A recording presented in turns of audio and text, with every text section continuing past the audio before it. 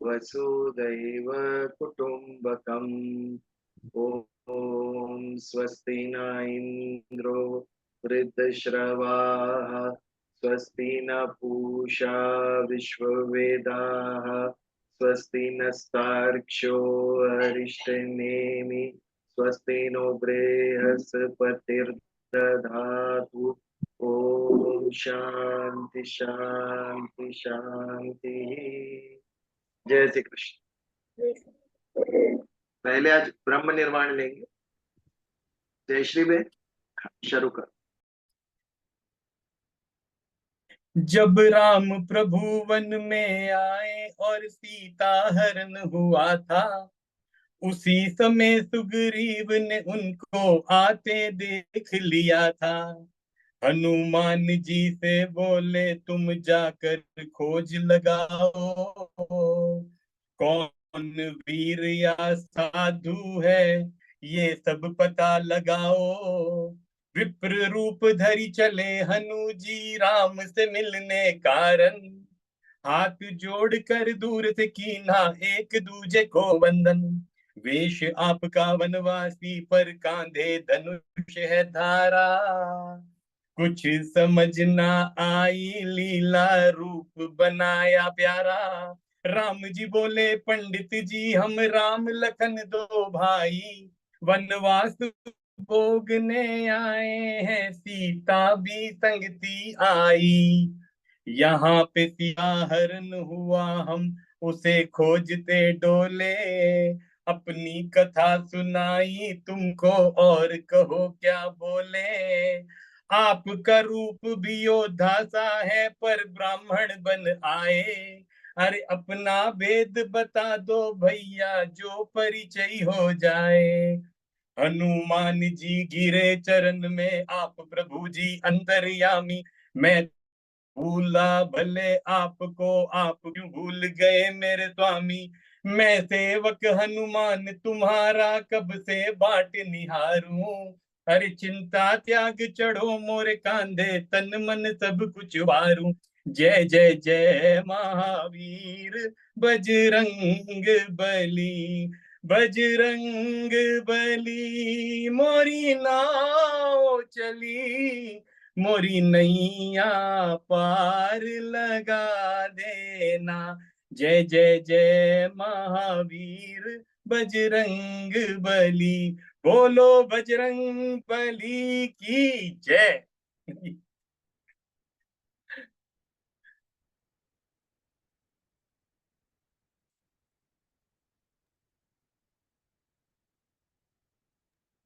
बहुत सुंदर। पवन जी, पहली बार हमारे सत्संग में किसी ने बजरंग बली का भजन गाया। आज हनुमान जी धन्य हो गए हैं। Glad you all liked it. Thank you so much. Very nice, very nice. एक कथा सुना दी आपने भजन में हमें। राम राम और हनुमान जी का एक भेंट कैसे हुई वो। चलो, और बहुत। भी कभी कभी मौका मिलेगा तो आपकी सेवा में कुछ हाँ हाँ, करूंगा। जब भी आपका जी करे आप व्हाट्सएप में डाल देना कि इस मंगलवार को जरूर हम जरूर, कुछ अरे सिखाएंगे। पक्का पक्का विजय भाई, पक्का। चलिए, तो आगे बढ़े। श्रीमद् भगवत गीता अध्याय 7, ज्ञान विज्ञान योग। भगवान कह रहे हैं माया से यदि ऊपर उठना है, माया का त्याग करना है तो मेरे शरण में आना पड़ेगा। बट सभी उनके भगवान के शरण में नहीं जा सकते। जो मूड है वो उसकी शरण में नहीं जा सकते। भगवान की शरण में जाएंगे कौन? चार चार प्रकार के भक्त। अर्थी, जिन्हें कुछ लाभ चाहिए। भगवान के भक्त है लेकिन कोई सुख चाहिए, शारीरिक सुख, हैप्पीनेस, उसके लिए अर्थ चाहिए, संपत्ति चाहिए, ऐसा अर्थी। दूसरा है आर्त, यानी दुखी। जब पीड़ा आती है, अन्य कोई रास्ता नहीं दिखता है, तब हमें ईश्वर याद आते हैं। ये आर्त। भगवान को याद करते भगवान अवश्य तथास्तु कहने वाले। तीसरा जिज्ञासु, जिसके मन में इच्छा है कि वो ईश्वर को जाने, स्वयं को जाने, सृष्टि को जाने, वो ईश्वर के शरण में जाएगा। भगवान को जानने के लिए के प्रभु आप है कौन, मुझे उत्कंठा हुई है आपका स्वरूप देखने की, जानने की। ऐसा जिज्ञासु व्यक्ति भगवान के शरण में जाए। और चौथा, ज्ञानी अथवा भक्त। ज्ञानी और भक्त को एक ही समान क्यों रखा? क्योंकि अंत में ज्ञान और भक्ति वो दोनों ईश्वर में लीन हो जाती है। भक्ति ज्ञान युक्त होनी चाहिए। यदि भक्ति में से ज्ञान निकल गया तो अंधश्रद्धा का स्वरूप धारण कर लेगी, जो हानिकारक हो सकता है। और ज्ञान में यदि भक्ति ना हुई तो सारे विश्व का ज्ञान हो जाए लेकिन ईश्वर तक हम नहीं पहुंच सकते। तो दोनों एक दूसरे के पर्याय हैं, ज्ञान और भक्ति। तो ऐसे चार, भगवान के शरण में चार प्रकार के भक्त जाएंगे। उसमें से श्रेष्ठ कौन, ये सहज प्रश्न होता है। तो श्रेष्ठ जो ज्ञानी भक्त है मेरा, वो सबसे श्रेष्ठ। उसका कारण क्या है? बाकी के तीन जो है उनको कुछ ना कुछ स्वार्थ है। जो आर्त है उसको पीड़ा आई है, इसके लिए भगवान याद आए। जो अर्थी है उसे सुख की कामना हुई, इसके लिए ईश्वर के शरण में गया। जिज्ञासु को मन के अंदर एक इच्छा हुई, इच्छा भी एक प्रकार का स्वार्थ है। इच्छा हुई, इसके लिए वो ईश्वर के पास गया। लेकिन जो भक्त है वो हमेशा ईश्वर के शरण में रहता है, विदाउट एक्सपेक्टिंग एनीथिंग। जो ईश्वर से एक रूप हो गया है, वो ज्ञानी, वो भक्त निस्वार्थ भाव से जो ईश्वर की भक्ति करता है वो, और उसमें जो आनंद मिलता है, उसमें जो सुख मिलता है, उसकी तुलना हो ही नहीं सकती। आज बहुत सारे सत्संगी कहते हैं कि सत्संग में आने से शांति मिलती है हमें। क्यों मिलती है शांति? क्योंकि हम ये निस्वार्थ भाव से करते हैं। भगवान से कुछ भी नहीं चाहिए, भगवान के करीब जाने के लिए, संसार से छूटने के लिए और ईश्वर के समीप जाने के लिए हम ये ज्ञान अर्जित कर रहे हैं। कोई दूसरा लोभ नहीं, इसमें कोई स्वार्थ, बिना लोभ के, बिना स्वार्थ के, सेल्फलेसली जो हम कार्य करते हैं वो अवश्य हमें सुख और शांति दोनों दे। जब कोई स्वार्थ आ जाता है तो मन के ऊपर स्ट्रेस आ जाता है, मिलेगा कि नहीं मिलेगा, ये भाव मन के अंदर आता है। ये हमारे अंदर एक स्ट्रेस उत्पन्न करता है। इच्छा पूर्ण करने के लिए हम कार्यरत होते हैं और कभी कभी मन हमारा फिसल भी जाता है। यदि इच्छा पूर्ण नहीं होती है तो हम गलत तरीका भी अपना लेते हैं। ये सब अल्टीमेटली दुख में परिवर्तित होता है। इसके लिए निस्वार्थ भाव से संबंध जोड़ो, मनुष्य के साथ हो या ईश्वर के साथ हो। उसमें जो सुख, उसमें जो आनंद, ऐसा विलक्षण आनंद कहीं भी नहीं मिलेगा। अब विश्व में अन्य कोई भी एक्टिविटी में नहीं मिलेगा। तो जो ज्ञानी है, जो भक्त है, वो सबसे प्रिय है भगवान को, क्योंकि उसका भाव निस्वार्थ है। और आगे के श्लोक में 18वें श्लोक में कहते हैं, उदारः सर्व एवैते ज्ञानी त्वात्मैव मे मतम आस्थित सहयुक्तात्मा मामेवानुत्तमाम गति। ज्ञानी मुझे क्यों प्रिय है? तो अन्य तीन वो संसार में स्थित है, सांसारिक वस्तुएं चाहिए उनको। लेकिन जो भक्त है मेरा, जो ज्ञानी है, उसे अन्य कोई अपेक्षा नहीं, वो मुझ में ही स्थित है। इसके लिए वो उत्तम गति को प्राप्त होता है। हम ईश्वर में स्थित नहीं है, ईश्वर का चिंतन होता है, ईश्वर का श्रवण करते हैं हम, लेकिन अल्प समय के लिए।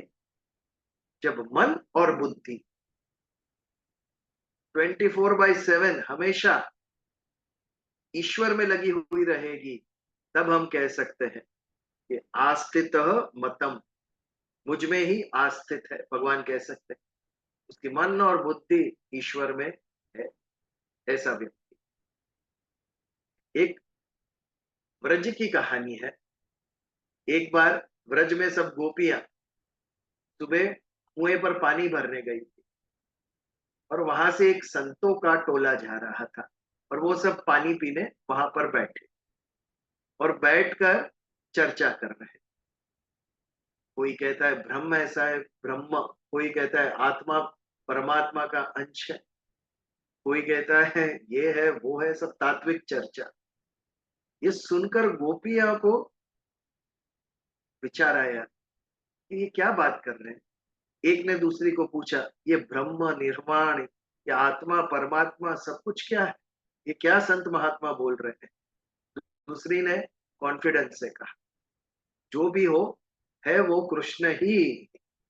ऐसे साधु ऐसे संत जो बात कर रहे हैं वो कृष्ण के अलावा कुछ हो ही नहीं सकता। सिंपल, कोई तत्व ज्ञान नहीं, केवल प्रेम, केवल भक्ति। अगर कोई साधु चर्चा कर रहा है तो वो कृष्ण ही होगा, अन्य कुछ भी नहीं होगा। ये बात, ये गोपियां ईश्वर में स्थित थी। 24 घंटे उनके मन में कृष्ण का स्वरूप, कृष्ण की लीलाएं, कृष्ण की भक्ति, कृष्ण का प्रेम। तो जो भक्त ईश्वर के सबसे समीप है, जिसके मन और बुद्धि में कृष्ण समाया हुआ, ऐसा ज्ञानी भक्त मुझे सबसे प्रिय है, क्योंकि वो मुझ में ही स्थित है, मुझसे सबसे नजदीक और उदार है। ये सभी के सभी उदार सर्व एवैते, ये सभी उदार है, किसी का मन संकुचित नहीं है। संकुचित मन वाला कभी अध्यात्म में प्रगति, धर्म में प्रगति कर ही नहीं सकता। धर्म और अध्यात्म में प्रगति करनी है तो निस्वार्थ होना पड़ेगा। जब तक स्वार्थ ने आपको घेर के रखा है, तब तक आप संसार में बड़ी प्रगति करोगे, बहुत धन संपत्ति मान सम्मान प्राप्त करोगे, लेकिन धर्म के क्षेत्र में, अध्यात्म के क्षेत्र में यदि आपको आगे बढ़ना है तो ये संकुचितता छोड़नी पड़ेगी। आपके स्वयं को आपको दूर रखना पड़ेगा, तभी आप उसमें प्रगति कर सको। निस्वार्थ भाव होना चाहिए, तब हम ईश्वर के समीप जा सकते हैं। एक सुंदर मैसेज देखा, जब आईना साफ किया तो मुझे देखा। जब आईना साफ किया तो मुझे देखा, और जब मुझे साफ किया तो भगवान तुझे देखा। जब तक जब तक मैं हूं, मैं यानी अहम, जब तक मैं हूं तब तक भगवान तू दिखने वाला है ही नहीं मुझे। जब मेरे मैं को, मेरे अहम को तेरे चरणों में रख दूंगा, तब तू प्रकट होगा। ये बात है, अपने आप को भगवान के शरण में रख देनी पड़ेगी। मैं नहीं तू, ये भाव जब होगा तब भगवान हमारे सामने प्रकट होते हैं। ये निस्वार्थता, तो उदारता, संकुचित मानस नहीं, उदारता होनी चाहिए, तब ईश्वर प्राप्त कर सकते। ये चारों उदार है। उदारा सर्व एवते ज्ञानी त्वात्मेव मे मतम आस्थित स ही युक्तात्मा। वो युक्त है, मेरे समीप है, उन गोपियों के जैसे, जिनके मन में 24 घंटे भगवान कृष्ण ही है। माँ में वानुत्तमाम गति, ऐसा जो भक्त है उसको उत्तम गति प्राप्त होती है, सबसे उत्तम गति। ये था 18वां श्लोक हमारा, जिसके ऊपर पिछली बार हमने विचार किया।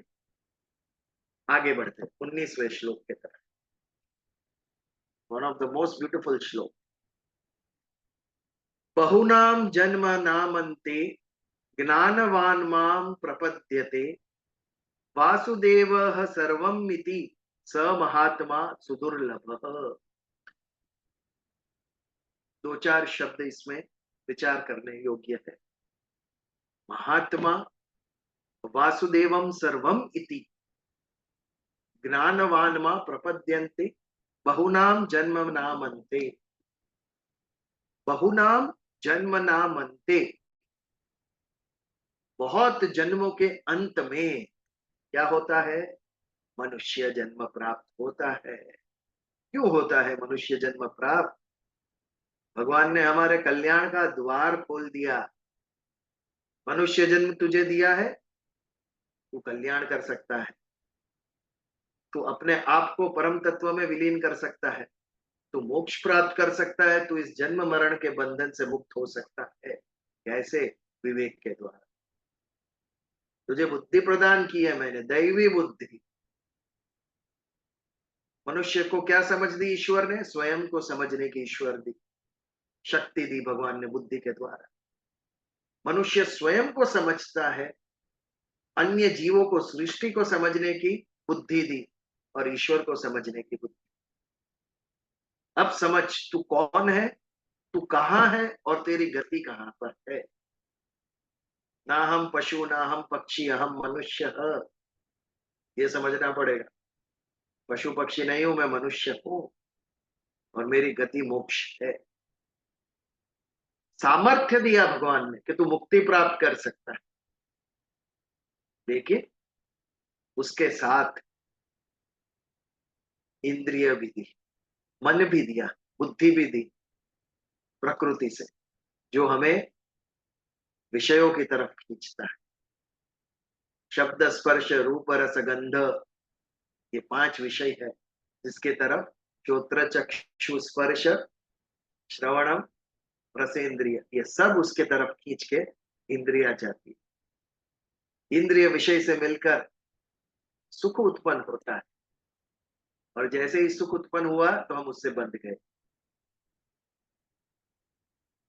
सबसे ज्यादा हम किससे बनते हैं? जहां से हमें सुख मिलता है उसके साथ बंध गए हम। ये सुख बांधने वाला है, जिसे हम भोग भी कह सकते। संसारिक सुख है वो भोग है। एक ये भोग हमें बांधता है और दूसरा संग्रह बांधता है। आज के लिए खाने के लिए है मुझे, लेकिन कल खाने को मिलेगा कि नहीं पता नहीं, इसके लिए हम संग्रह करते। और जब पैसा आ गया तो पहले तो गेहूं चावल आप 1 साल से ज्यादा संग्रह नहीं कर सकते थे, आज तो रुपया आ गया, अनलिमिटेड संग्रह कर सकते हैं। ये संग्रह की भावना, उसके पीछे 2 भाव है। एक, भय। व्यक्ति संग्रह क्यों करता है, पैसे जमा क्यों करता है? कल को मुझे ये सुख सुविधा ना मिले तो, इसके लिए संग्रह करता है। और दूसरा भाव सम्मान का, रिस्पेक्ट का, स्टेटस का। जितना ज्यादा मैं संग्रह करूंगा उतना समाज में मुझे ज्यादा सम्मान मिलेगा। ये 2 भाव के कारण हम संग्रह करते हैं और सुख मिलता है इसके लिए हम भोग करते हैं। ये दोनों भाव हमें बांध के रखते हैं, भोग और संग्रह। ये भाव हमें इस संसार से बांध के रखते हैं और ये हमें सृष्टि से प्राप्त होता है। इंद्रिया विषय की तरफ आकृष्ट होती है, बुद्धि के अंदर भय आता है, बुद्धि के अंदर डर आता है कि कल को नहीं मिला तो, इसके लिए आज मैं यत्न करने लगता। हुआ ये कि ये 2 भाव के कारण हम ईश्वर से दूर चले गए। हमारी बुद्धि के ऊपर भोग का एक आवरण चढ़ गया, जिसने बुद्धि जान रही है फिर भी करने का सामर्थ्य नहीं रहा उसके अंदर। सत्य और असत्य हमको पता है, फिर भी होता नहीं। ज्ञान होना अलग बात है और करना अलग बात। हम सब में समझ है क्या सही है या क्या गलत है, लेकिन उस सही मार्ग पे चलना अति कठिन। कोई महात्मा ही कर सकता है। महात्मा शब्द जो आया वो समझने के लिए बुद्धि ही चाहिए केवल। समझना आसान है, लेकिन फिर उस समझ के ऊपर चलना अति कठिन। उसके ये जो करके दिखाए वो महान। तो मनुष्य जन्म दिया हमें, लेकिन सामने चैलेंज भी दी। आत्मा अकर्ता है। मोक्ष यदि प्राप्त करना है तो आत्मा मोक्ष प्राप्त नहीं कर सके, उसे सहायता लेनी पड़ेगी, शरीर की सहायता। स्थूल देह और सूक्ष्म देह, कारण देह, इसकी सहायता लेनी पड़ेगी और उसके द्वारा वो मोक्ष की प्राप्ति कर सकता है। लेकिन जैसे ही शरीर की सहायता ले लिया प्रकृति से, ये तीनों गुण सत्व रज तम, ये तीनों प्रकट हो गए और ये ही 3 गुण उसको ऐसे बांध दिया संसार से कि उसकी मुक्ति कठिन हो गई। तो सामर्थ्य दिया भगवान ने मुक्त होने का, लेकिन उसके सामने ऑब्स्टेकल्स, चैलेंजेस, ये भी रखी, और इतनी पावरफुल कि पता होते हुए भी लोग उससे छूट नहीं सकते। व्यसनी को पता है कि ये व्यसन उसकी जान लेगा, फिर भी उसके मन से छूटता नहीं है व्यसन। ऐसी बात है। मुझे सत्य क्या है ये पता है, लेकिन उस मार्ग पे चलने का सामर्थ्य नहीं है मुझ में, क्योंकि मन मेरा खींच के वापस मुझे भोग की तरफ, सुख की तरफ खींच के ले जाता है। तो इसके कारण बहुनाम जन्म नाम अंते, मुझे ये जो मनुष्य जन्म मिला है उसका मैं सदुपयोग नहीं कर सकता, उससे मैं मोक्ष प्राप्त नहीं कर सकता। ये मुझे बांधकर पुनः 84 लाख योनियों में घुमाएगा, यदि मेरी मुक्ति ना हुई तो। ये टॉप मोस्ट है, अंत का जन्म है मनुष्य जन्म। अपने ऊपर है इसका सदुपयोग कर दे या उसको व्यय कर दे, उसका हमारे ऊपर है। हमारे अंदर कितना दृढ़ संकल्प है, दृढ़ इच्छा कितनी है हमारे अंदर, ये सिद्ध करेगा कि हम ईश्वर के साथ युक्त होंगे कि संसार के साथ। बहुत कठिन है, चैलेंज। तो बहुनाम जन्म नाम अंते ज्ञानवान माम प्रपद्यते, मेरी शरण में कौन आता है अंत में? ज्ञानवान, जिसने अपने विवेक की शरण में जो जा सका, जिसने अज्ञान के, माया के, अविद्या के, बुद्धि के ऊपर जो आवरण है, अपने ज्ञान के द्वारा जो इस आवरण को हटा सका, ऐसा ज्ञानवान व्यक्ति मेरी शरण में आए, प्रपद्यन्ते। और जब मेरी शरण में आएगा तब वासुदेव सर्वमिति, उसे क्या ज्ञान होगा? सब कुछ भगवान वासुदेव ही है। हमने कुंभार का दृष्टांत लिया था। कुंभार मिट्टी से घड़ा बनाता है, गोल घड़ा। मिट्टी उपादान कारण है, जिसमें से घड़ा उत्पन्न हुआ वो उपादान कारण, और कुंभार जो है वो निमित्त कारण, जिसने घड़ा बनाया। और जो बना घड़ा, घट, उसे कार्य कहते। कारण, कार्य, उपादान कारण, निमित्त कारण और कार्य। अब इसको सृष्टि के संदर्भ में समझते। ब्रह्मांड ये भी एक घड़ा है, गोल। कहां से उत्पन्न हुआ?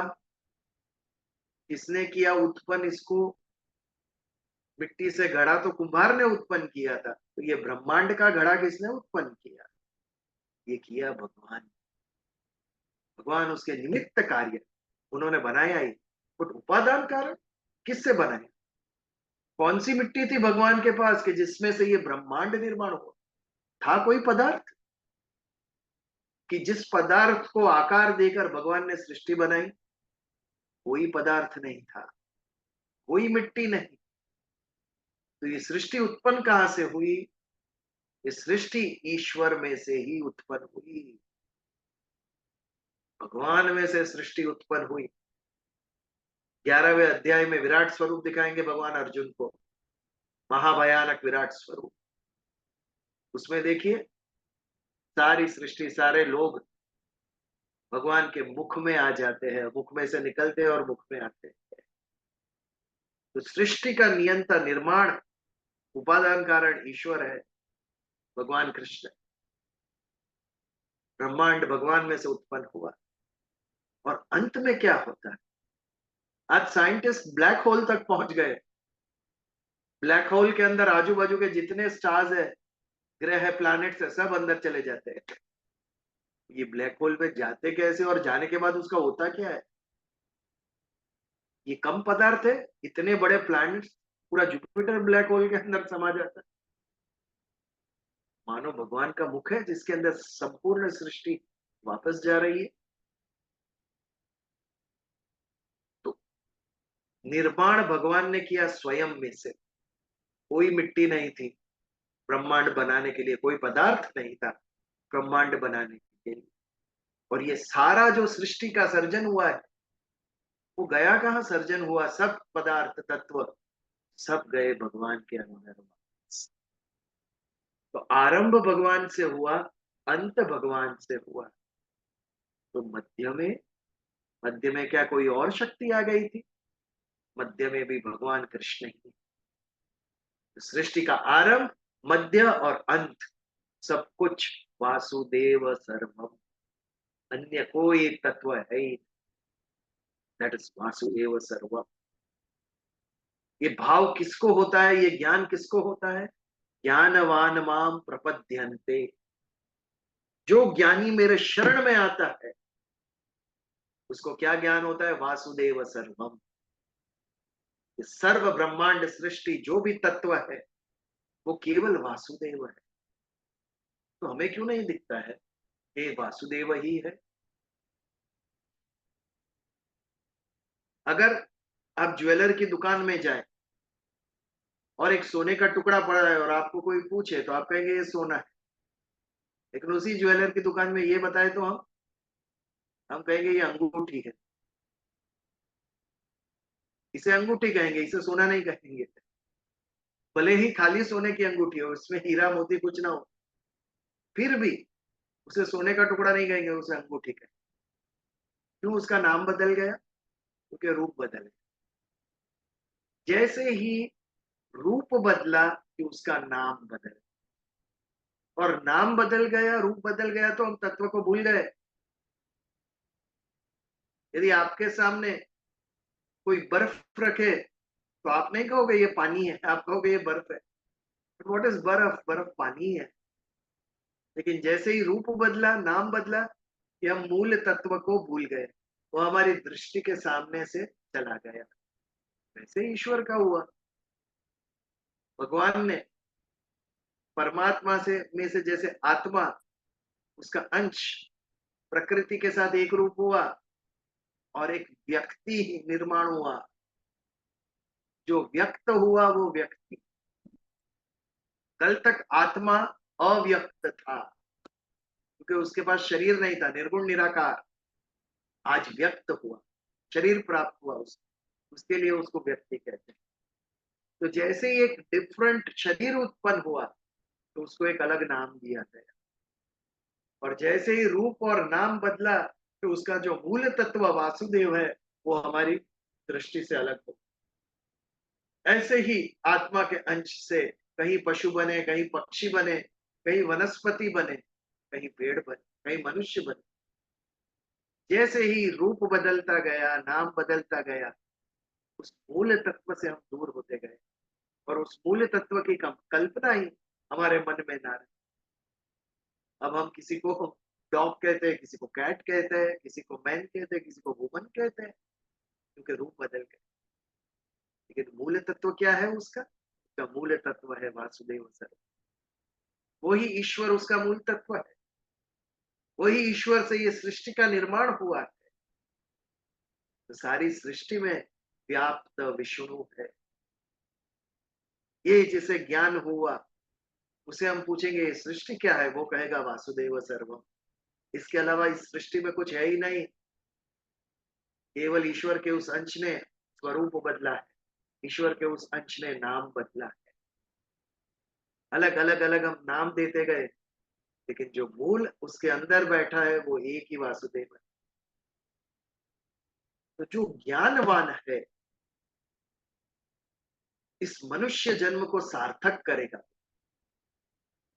हम कितना भी लौकिक ज्ञान प्राप्त कर ले, डिग्रियां प्राप्त कर ले, पीएचडी प्राप्त कर, हम कितनी भी धन संपत्ति प्राप्त कर, लेकिन वो मनुष्य जन्म का लक्ष्य नहीं था। करे आप अच्छी बात, लेकिन जो मेरा लक्ष्य है, मेरे अंदर जो क्षमता है, उसके ऊपर यदि मैंने काम नहीं किया तो मेरा जन्म सार्थक नहीं। ये यदि जन्म सार्थक करना है मुझे, तो मेरे अंदर जो विशेष क्षमता ईश्वर ने दी है, यदि एक पक्षी उड़ ही नहीं सकता है तो क्या उसे पक्षी कहेंगे?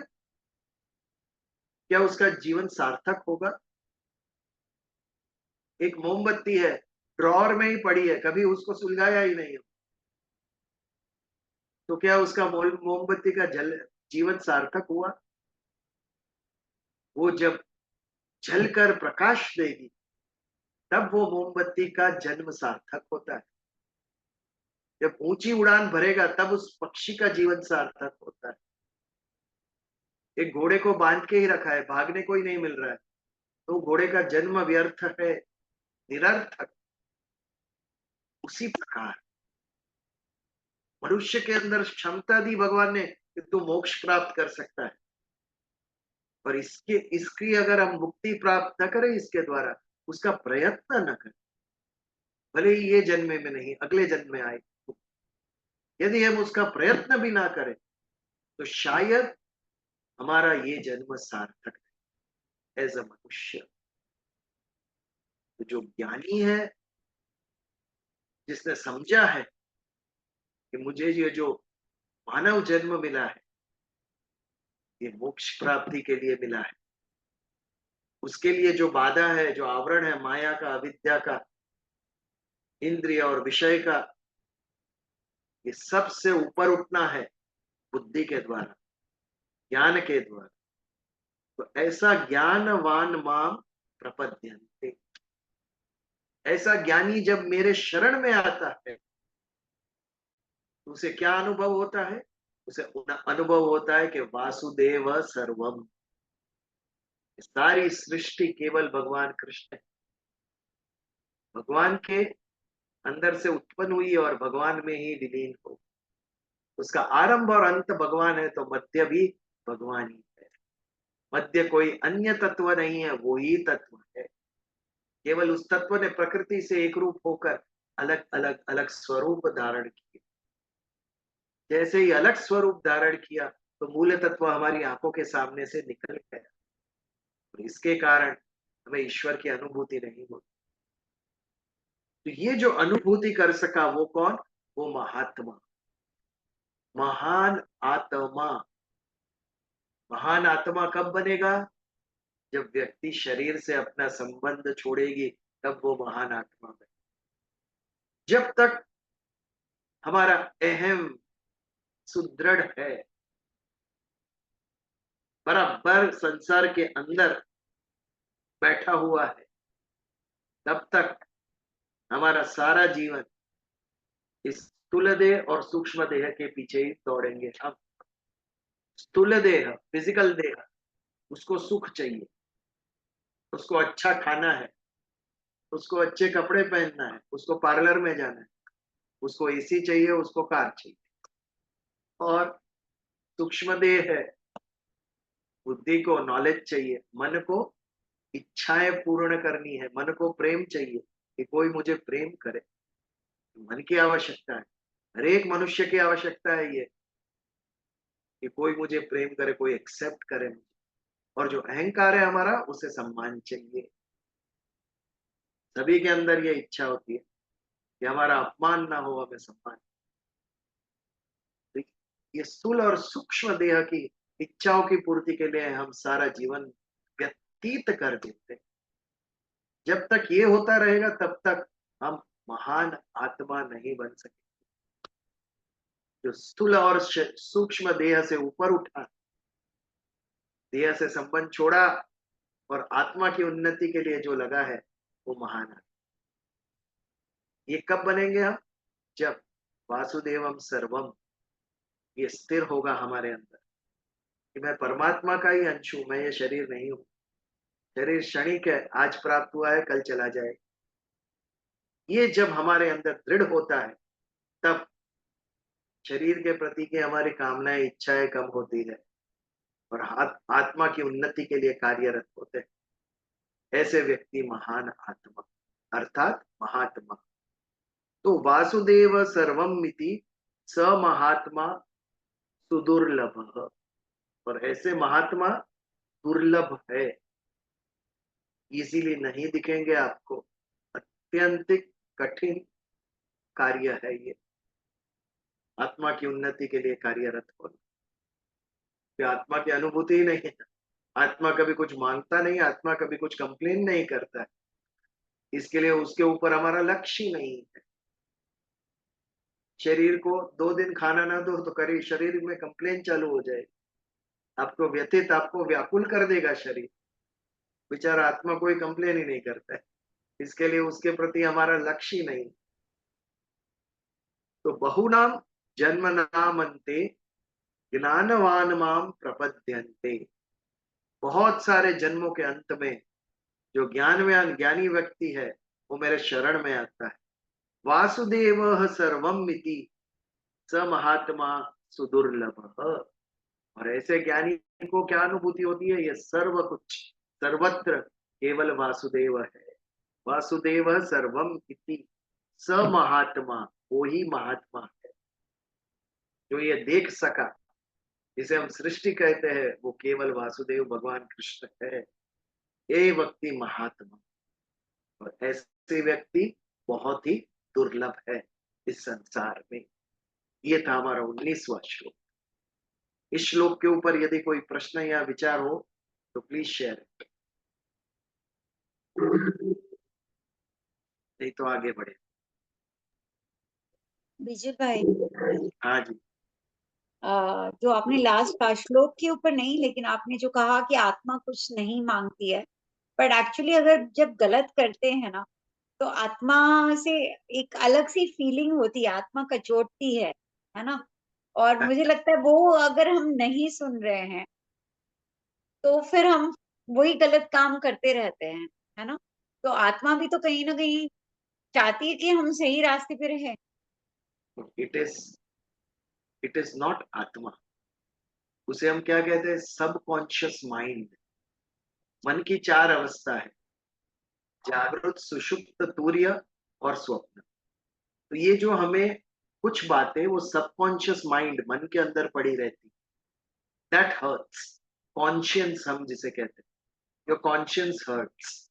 और गुजराती में कहते हैं उसके अंतकरण में ये ऐसा हुआ, हिंदी में कहते हैं अंतकरण, उसका अंतकरण मान नहीं रहा। व्हाट इज अंतकरण? करण यानी इंद्रिय, मन बुद्धि चित्त अहंकार, ये 4 इंद्रिय है जो अंदर है, सूक्ष्म शरीर है, इसके लिए उसे अंतकरण कहते हैं। तो कहीं ना कहीं हमारा इनर सेल्फ, दैट रिफ्यूज। आत्मा अकर्ता अभोक्ता, ना कुछ करता है ना कुछ भोग रहा है। जो भी भोग रहा है वो शरीर भोग रहा है। आत्मा निर्लिप्त है, किसी भी लिप्त नहीं होती। यदि आत्मा भोगती होती तो कार्यरत हो जाती ना। अगर उसे कुछ भोगने की इच्छा होती तो वो तो काम पे लग जाती है। आज मुझे ये खाना है, ये पीना है, काम पे लग जाती है।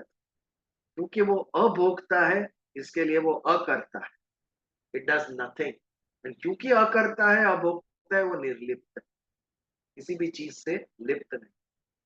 तो जो हमें अंदर से जो आवाज आती है, दैट इज अंतकरण, that is subconscious mind, conscience, हमारा जैसे कॉन्शियंस कहते हैं, दैट इज नॉट।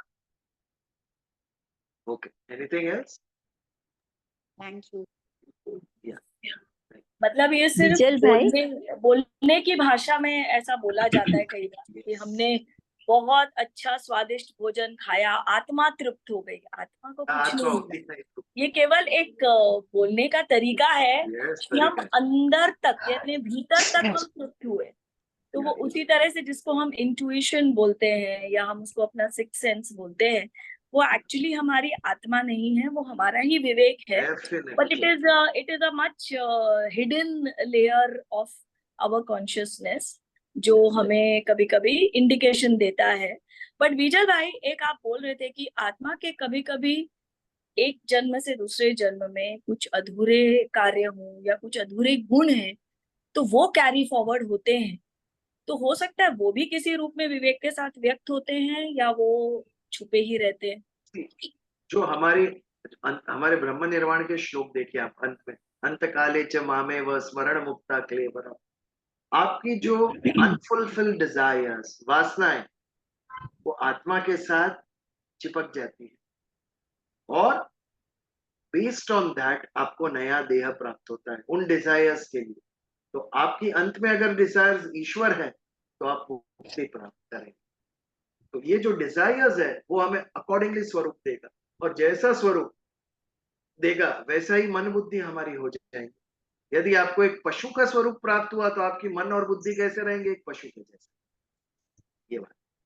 दूसरा, आपने जो कहा कि आत्मा तृप्त होती नहीं है, वैसे ही आप बहुत सारे गाने आपने सुना होगा कि दिल इज हार्ट, उसका एक ही फंक्शन है ब्लड को पंप करना। वो कोई भाव व्यक्त नहीं करता हार्ट। प्रेम हो, नफरत हो, हेट्रेड हो, ये सब मन के अंदर अनुभूति होती। किसी का दिल कभी नहीं टूटता है, मन टूटता है। दिल टूटा तो हार्ट अटैक आ जाएगा और कुछ नहीं होगा। मन टूटता है। सब जो प्रेम नफरत जितने भी भाव है वो दिल अनुभूति नहीं कर रहा है, मन अनुभूति कर रहा है उसकी। लेकिन मन किसी को आगे के जमाने में दिखा ही नहीं होगा, वो तो सूक्ष्म है।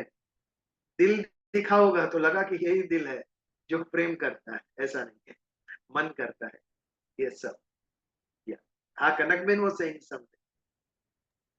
हाँ विजय भाई, हम जैसे गुजराती में कहते हैं अंतरात्मा, हाँ, तो अंतःकरण और अंतरात्मा अलग। वो डिफरेंट है।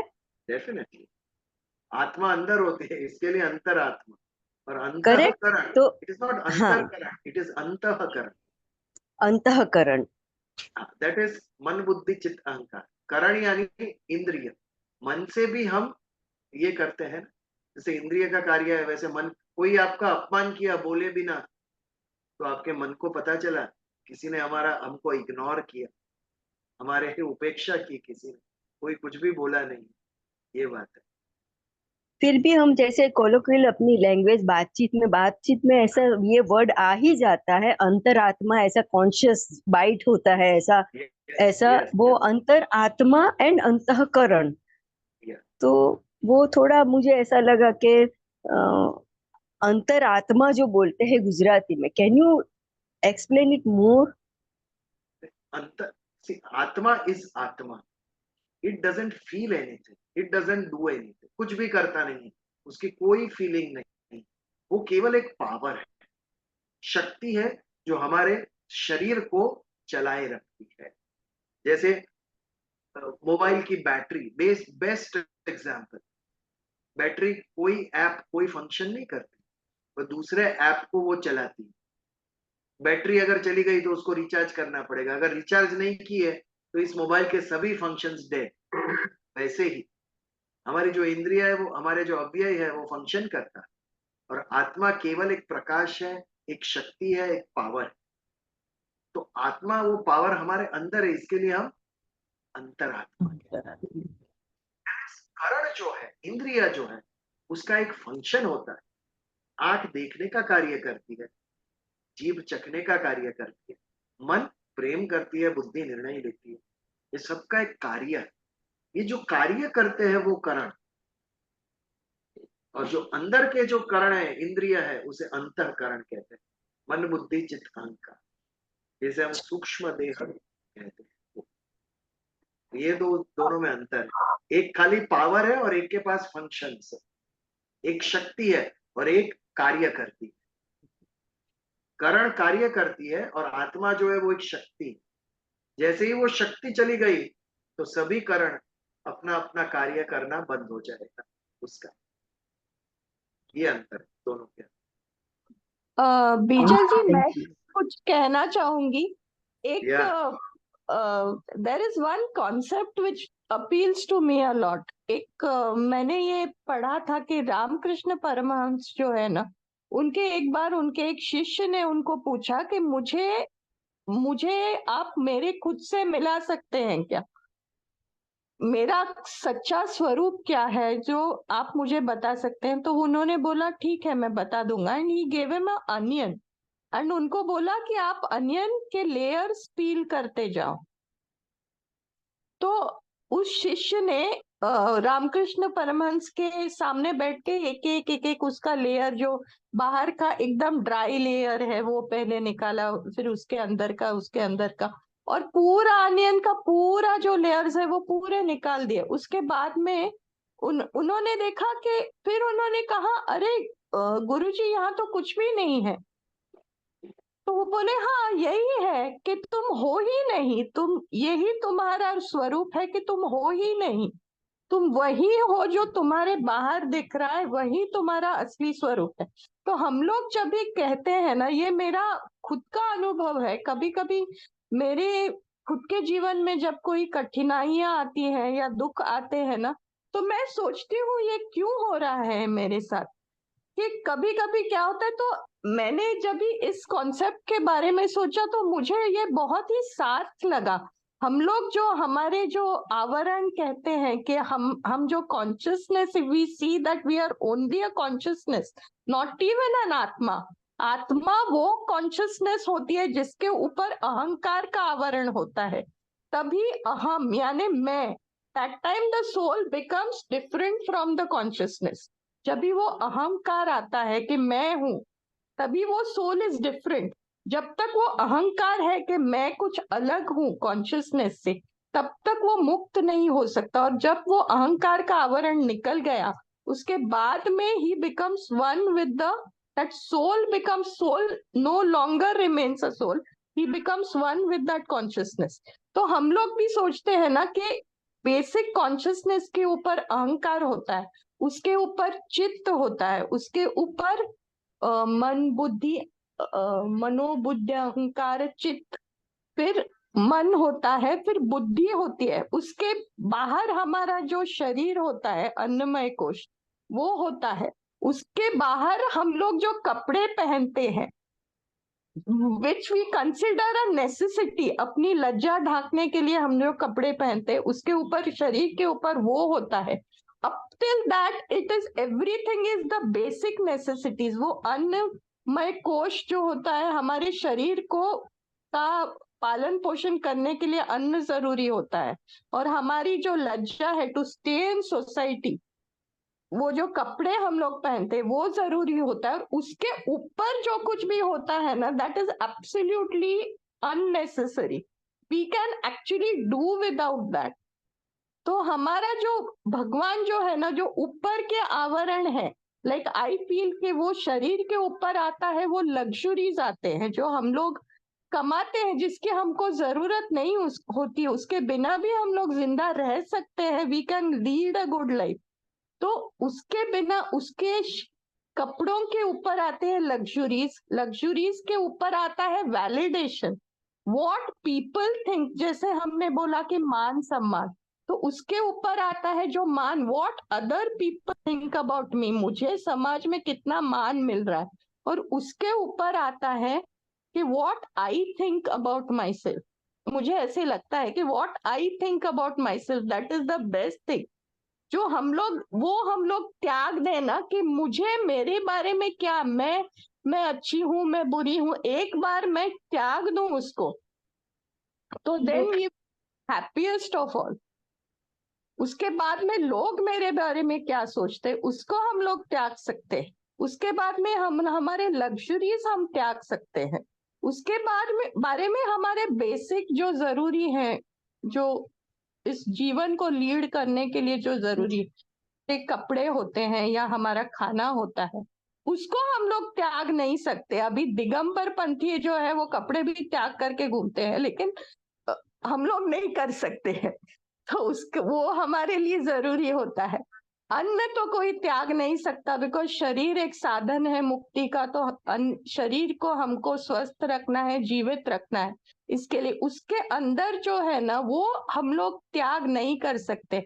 वो जो त्याग होता है ना, जो हमारे अंतःकरण, जैसे आपने कहा मन बुद्धि चित्त अहंकार, वो अंतःकरण सूक्ष्म शरीर जिससे बनता है, उसको त्यागने के लिए भगवान की ग्रेस के अलावा और कुछ नहीं होता है। और इवन जो बाहरी हमारे जो चीजें हैं ना, मैंने अभी कहा कि what I think about my self, what the world thinks about me, मेरे जो लग्जरीज है, उसको त्यागने का भी एक्चुअली वो भी एक भगवत कृपा ही है। बिकॉज हम लोग जब बोलते हैं हमारे साथ ये हो रहा है वो हो रहा है, वो एक actually I feel that is a reason कि भगवान हमको जबरदस्ती, जो मैं नहीं छोड़ सकती हूँ वो भगवान जबरदस्ती छुड़वा रहे हैं हमसे, कि कुछ भी हो जाए। And that is the way when you introspect inwards.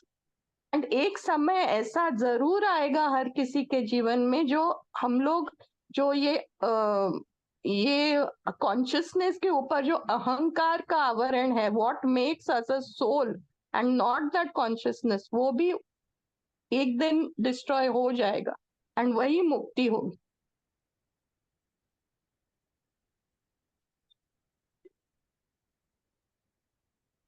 Hello, ये आपने कहा ना भगवान का ग्रेस, ये कब मिलेगा? ग्रेस किसे मिलता है? जो ईश्वर के शरण में जाता है उसको भगवान का ग्रेस प्राप्त होता है। और ईश्वर में शरण में जाने की बुद्धि ये हमें डेवलप करनी चाहिए, श्रवण करके, सत्संग करके। Slowly we have to go in that direction. Anyway, सुंदर चर्चा हुई आज। तो आज समय हो गया है, तो यहाँ पर आज के प्रवचन का हम समापन करते हैं प्रार्थना से। करचरण कृतम वाक कायाजम कर्मजम वा श्रवण नयनम ज वा मानस वा पराधम विहितम विहितम वा सर्वमेतत् क्षमस्व। जय जय जय करुणाब्दे श्री महादेव शंभु। ओम शांति शांति शांति। जय श्री कृष्ण। गुरु एंड प्रज्ञा, वेरी गुड।